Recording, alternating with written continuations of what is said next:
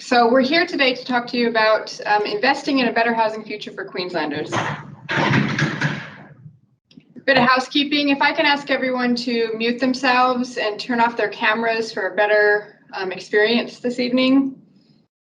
Also want to remind you that we are in an active procurement space at the moment with QHIGI, and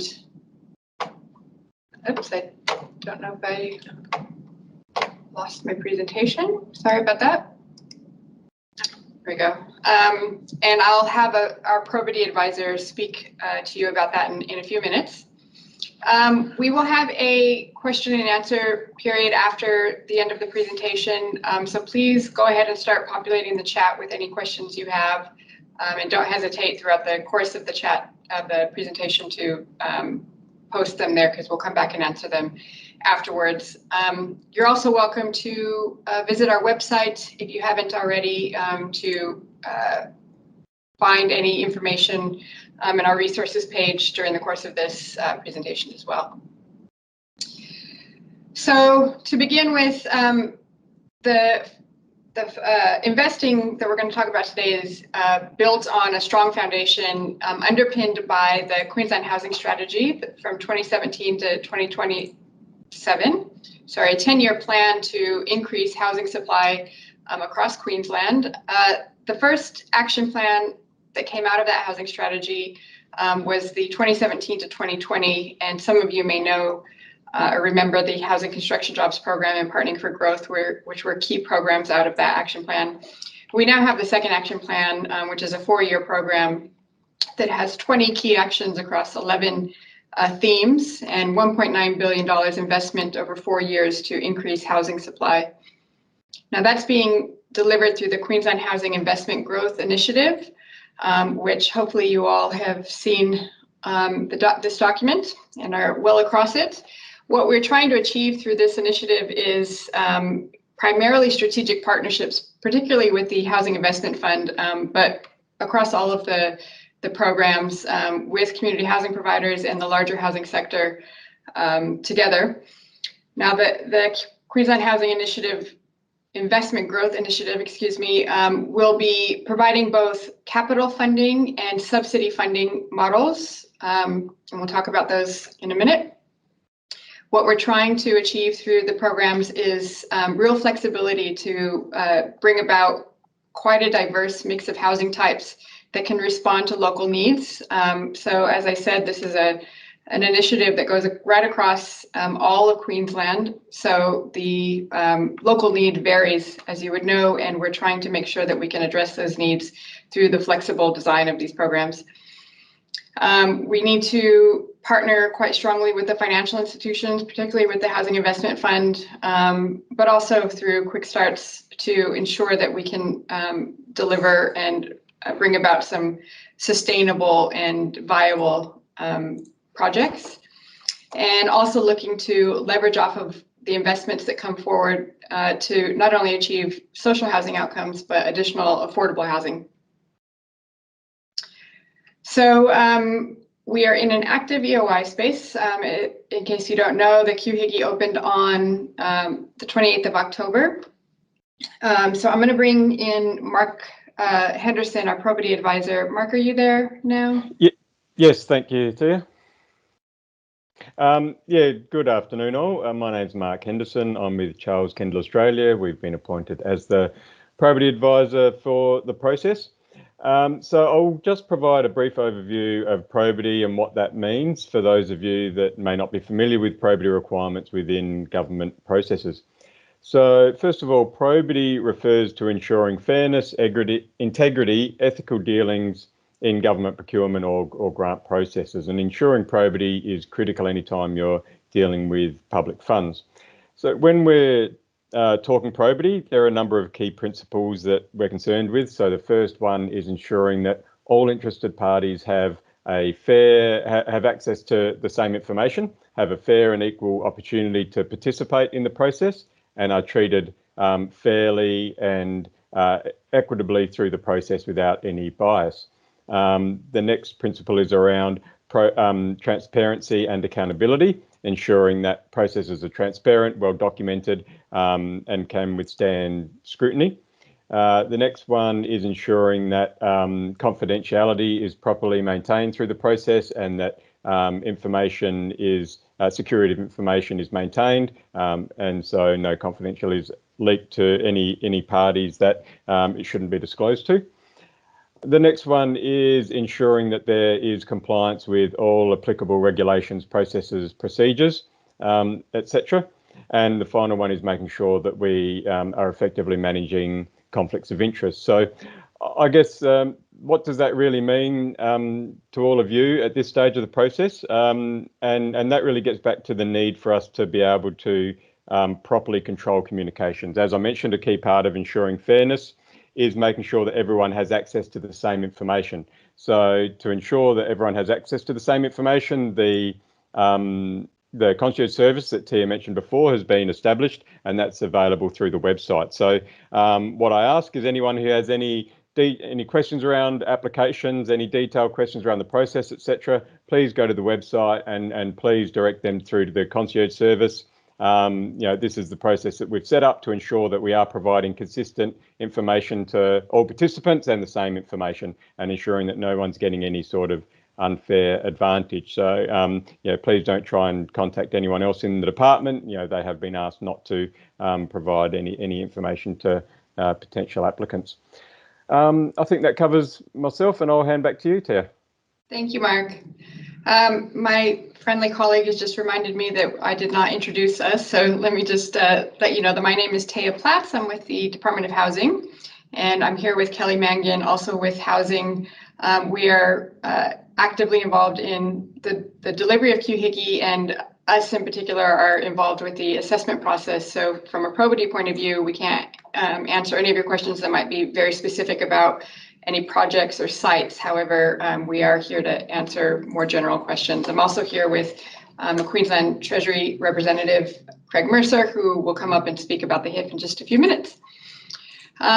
So the QHIGI essentially is comprised of 3 funding programs. Help to Home being the first one is a 2-pronged process involving finding community housing providers to come forward and nominate themselves to manage head leasing properties across the state.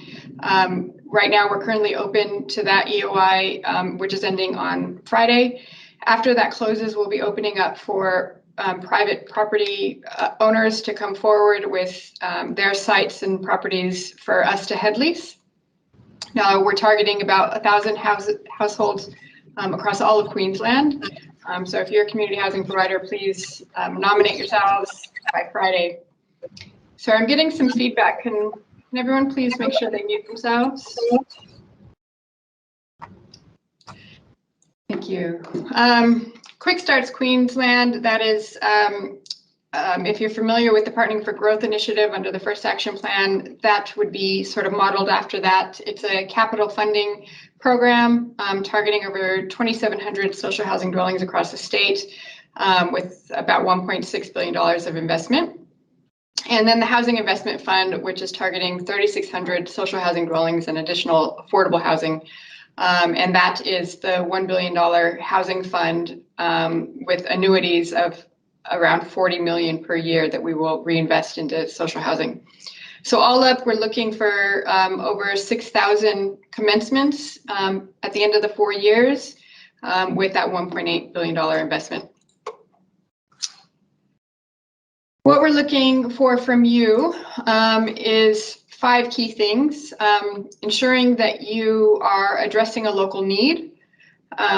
Since we're working right across the state, those needs vary. We're wanting you to come forth and make sure that you know the need that you're addressing with your housing solution. The land and property piece, we're expecting you at this point to come forward with land that you own, land that you will secure, or potentially even sites that you identify that the state owns. And if you have a proposal, please bring that one forward. Partners are the key ingredient that's going to make this this initiative succeed, we need you, particularly community housing providers, to collaborate and form partnerships with key stakeholders to bring forth real viable, sustainable projects. The investment obviously is a key component, ensuring that we're bringing forth viable, sustainable projects. In terms of timing, we're looking for commencements by the end of June 2025 and looking to prioritize projects that obviously can commence at the end of this financial year if possible, particularly in the Quick Starts Queensland. Now, I mentioned that the first ingredient is making sure that we're addressing the need across the state. Social housing, as you would know, obviously is a social infrastructure to help people who are not doing so well out there, who are experiencing housing stress. What we've identified is 4 key areas of housing priority, those being homelessness and rough sleeping. We are actively trying to ensure that we can reduce those numbers and help people who are experiencing homelessness. Diverse rental supply being sort of a catch-all for general rental, but recognizing that what we're looking for is a diversity of product to meet the diversity of needs out there. Housing choice for seniors. Now that's meant to capture the idea that seniors, as they age, need to feel secure and safe in their housing choice. We want to ensure that through our initiative that we're helping them age in place if they want, or age with their family and friends and in their communities. And then also recognizing that there is a need for large households where you have maybe intergenerational families, families with many children or distant relatives that are living with you, and that there is a significant need on the housing register for people, for larger families. Now we're targeting cohorts including people experiencing or at risk of experiencing homelessness, women and children escaping domestic violence, First Nations people who are overrepresented, frankly, on our housing register, single older women, sort of an emerging group of people who are more and more, you're finding older women are struggling out there to find secure housing, families, young people, seniors, and of course, people with a disability. We really encourage you to go out and look at our social housing design guidelines. This is a key document that the Department of Housing has recently released. It was produced in collaboration with the Office of the Queensland Government Architect. It's a great document that'll guide you towards the outcomes that we're hoping to achieve through these projects.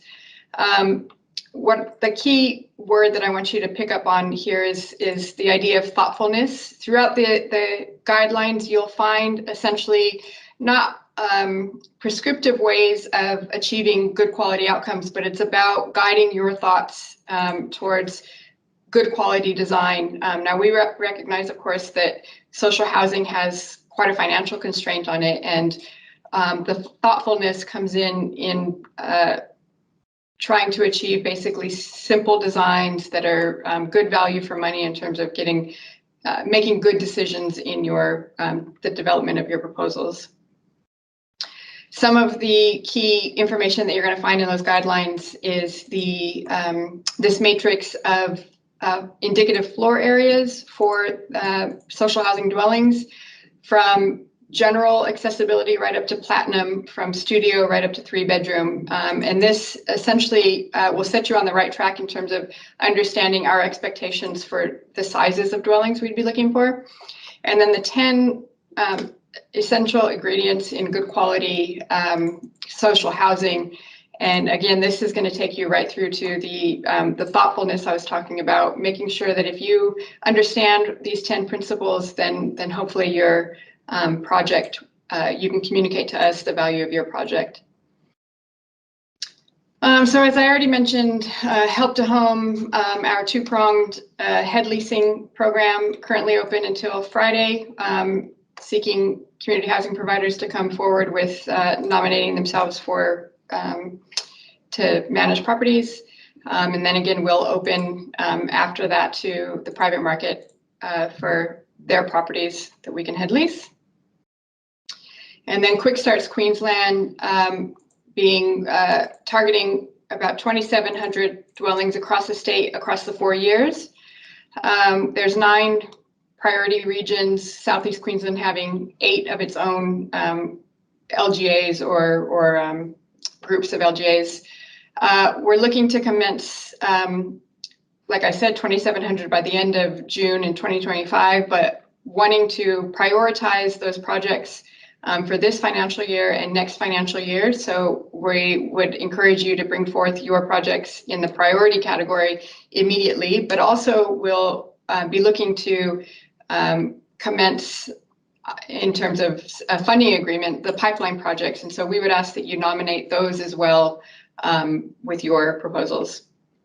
Now that EOI, or sorry, RFDP technically, closes on the 21st of January. 11:59 a.m. It's very specific. Very specific. So just the timeline for that, we're currently in an active EOI for Quick Starts.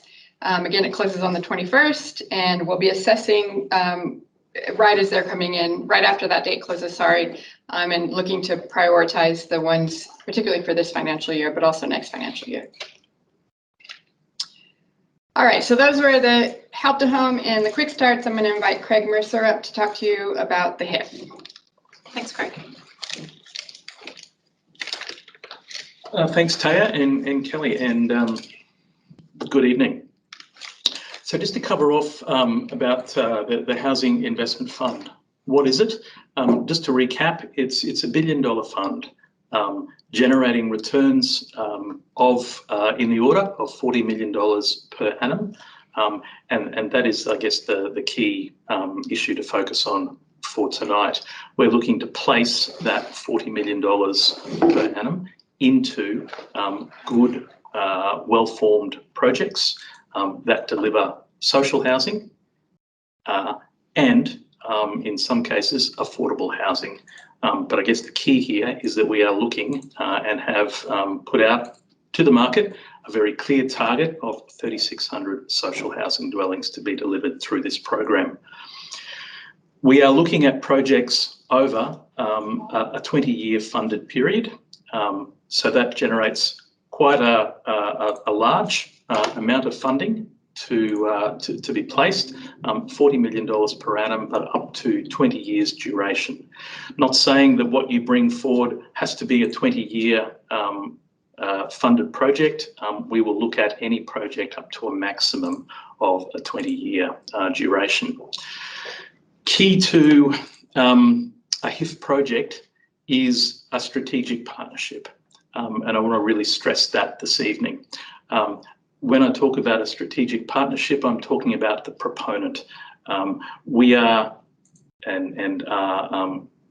ensuring that as part of the social housing component of any successful project, we are seeking a registered community housing provider to be the manager of that product for the duration of the project agreement.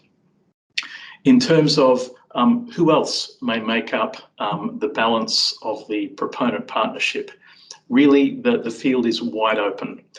Whether it be private developers, whether it be developers in partnership with funders, financiers, in partnership with designers, the field is wide open for you to tell us what your successful partnership is going to look like.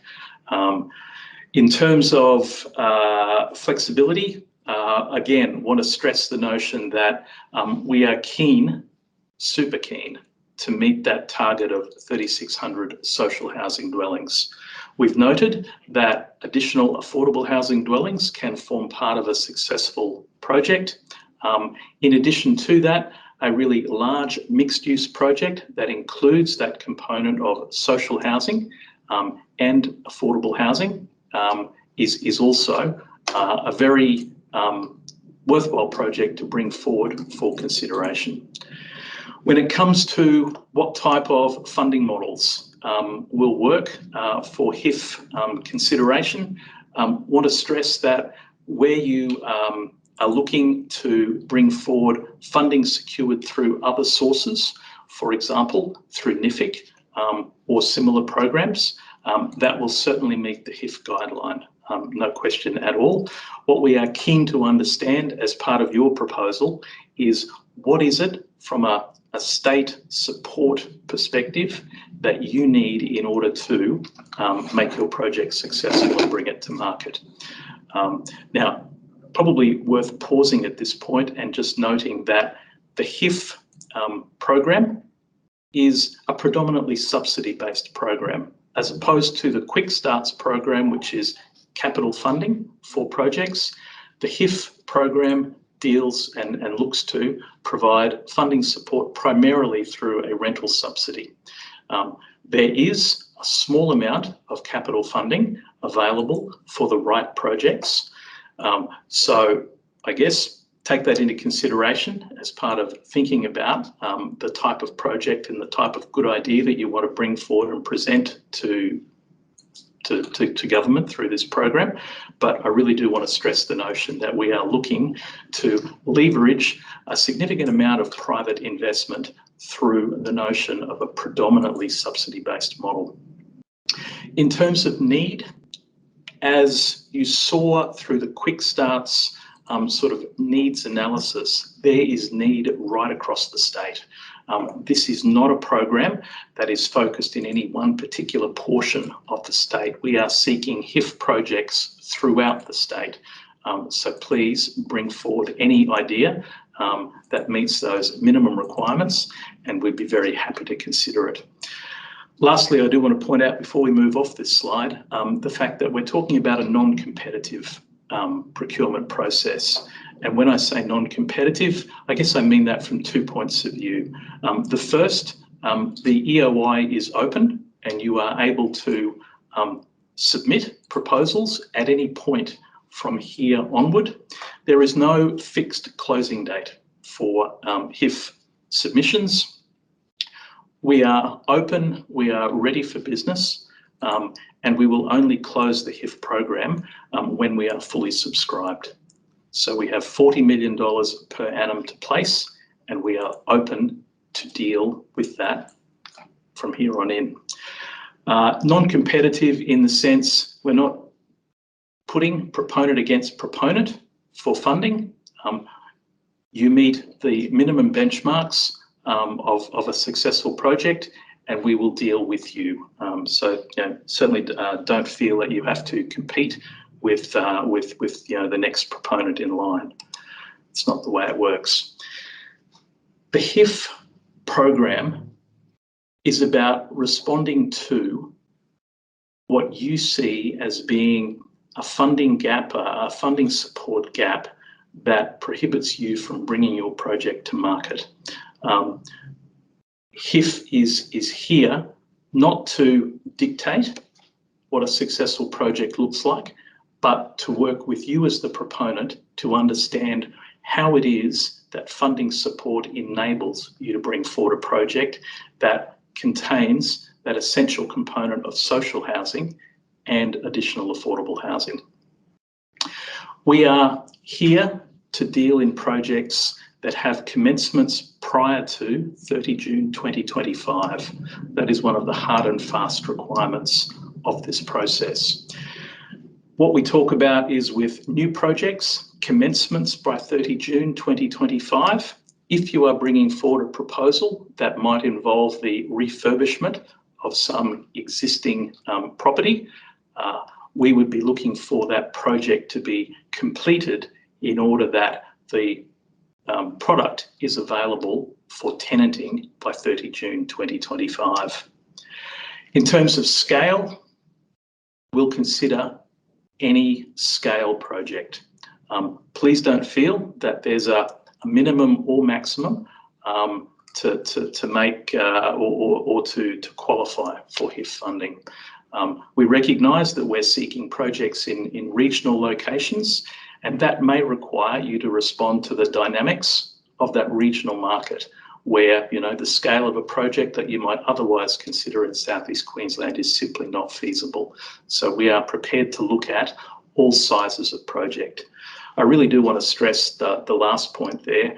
We are not here to tell you what works. We're seeking your best ideas as proponents. All we are keen to do is understand how it is that HIF funding enables that creation of social and affordable housing to meet the needs of the community. In terms of the HIF subsidy model, I've spoken about it being a predominantly subsidy-based model. And I guess just want to point out that when it comes to understanding that social housing revenue angle or perspective, HIF subsidy married to Commonwealth rental assistance where available, combined with tenants' capacity to contribute to rent, creates that envelope of revenue that the property owner is seeking. We're not here to tell you what an appropriate return is for your project. What we are keen to understand is what return are you seeking, and then we will obviously evaluate the fairness of that, understand the broader parameters of cost, and hang on, let's see if we can get that presentation back. There we go. And we will evaluate the project on that sort of fulsome basis. The HIF procurement process is a staged process. We're not seeking fully detailed proposals from the outset. What we are seeking is an expression of interest initially that identifies very clearly the expertise, the experience of the proponent team. We are looking then at where it is that your project is located, the particulars of that project, including very clearly an understanding of the quantum of social housing and additional affordable housing that you might be proposing. We will work through that initial expression of interest, evaluate it, and where successful, we will come back to you as the proponent seeking more detail in order to complete an assessment, and then for those successful proponents, move through to that negotiation of an assistance agreement. We do not have templated assistance agreements. We understand that this process is probably going to generate quite bespoke outcomes based upon the particular needs and issues of your project. So we are looking to consequently create those bespoke assistance agreements tailored to the needs of your particular project.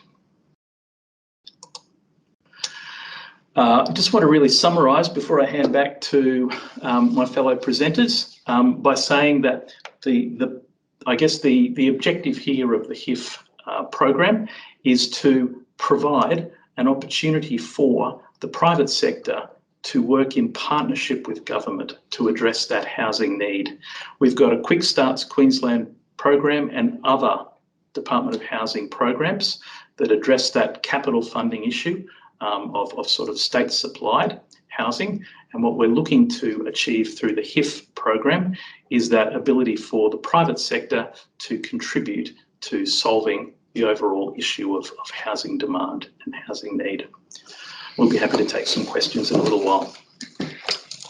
Thank you, Craig. So this is the last slide of the presentation. This communicates to you the ways that you can get involved. I've already told you about the website that contains all the information, the link to the concierge, the resources page, and the link to the pre-lodgement space. Second point 2 there on the slide. The pre-lodgement is a requirement for all people submitting. It's the place that you're going to go and identify the sort of essential information of your project, who you are, where your project is, who your partners are, what you're trying to achieve.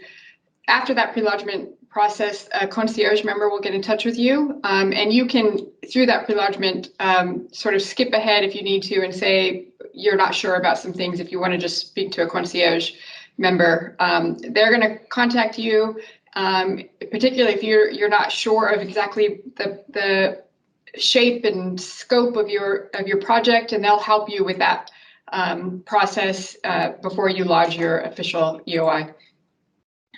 Please get in contact with the Peaks, Q Shelter, and CHIA. And I note that I think we have the wrong website there for CHIA. Just got to add an extra little bit at the end. Yeah, we'll correct that when we do send this out. We are sharing this presentation with you all.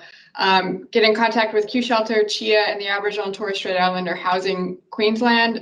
These are the peaks representing community housing providers and the housing sector at large. We've been liaising with them quite strongly, and they're ready for your questions.